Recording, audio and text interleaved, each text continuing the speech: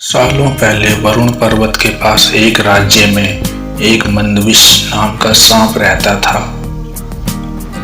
बूढ़ा होने की वजह से वह अपना शिकार आसानी से नहीं ढूंढ पाता था। एक दिन उसने एक तरकीब सोची। वो तुरंत मेंढकों से भरे एक तालाब के पास पहुंच गया।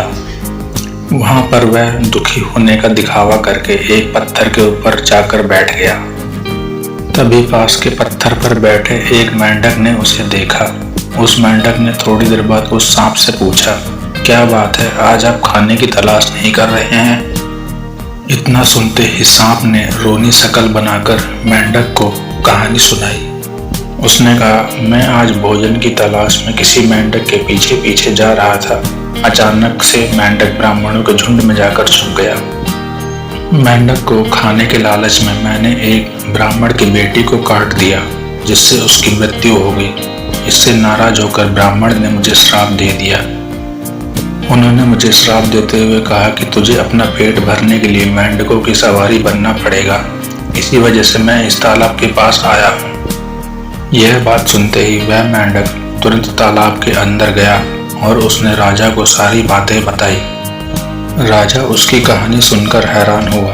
पहले तो उसे बिल्कुल भी विश्वास नहीं हुआ, लेकिन कुछ देर बाद विचार करने के बाद मेंढकों का राजा जलपाक तालाब से बाहर निकलकर एकदम कूदते हुए सांप के फन के ऊपर जाकर बैठ गया। राजा को ऐसा करते देख दूसरे मेंढक भी ऐसा ही करने लगे। सांप समझ गया था कि सारे मेंढक मेरी परीक्षा ले रहे हैं। सांप भी बिना विचलित हुए आराम से सबको अपने फन पर कूदने दे रहा था और उन्हें घुमा रहा था। इसके बाद मेंढकों के राजा ने कहा, जितना मजा मुझे आज सांप की सवारी करके आया, उतना मुझे आज तक किसी की सवारी करके नहीं आया। मेंढकों का भरोसा जीतने के बाद अब धीरे धीरे सांप रोज मेंढकों की सवारी बनने लगा। कुछ दिन बाद चतुर सांप ने अपने चलने की गति थोड़ी धीमी कर दी। यह देखकर मेंढकों के राजा जलपाक से पूछा, हे सर्प, आज तुम्हारी चाल इतनी धीमी क्यों है?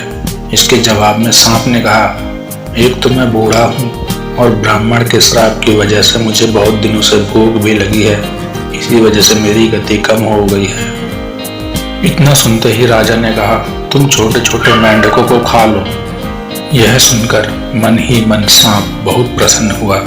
उसने कहा, राजन, मुझे ब्राह्मण का श्राप है, मैं मेंढक खा नहीं सकता हूँ, लेकिन अगर आप कहते हैं तो मैं खा लेता हूँ। ऐसा करते करते वह रोज छोटे छोटे मेंढक खाने लगा और तंदुरुस्त होने लगा। अब सांप को रोज बिना किसी मेहनत के खाना मिल रहा था। सांप बहुत प्रसन्न था। सभी मेंढक सांप की चाल अभी तक समझ नहीं पाए थे। मेंढक के राजा को भी सांप की इस षड्यंत्र का पता तक नहीं चला।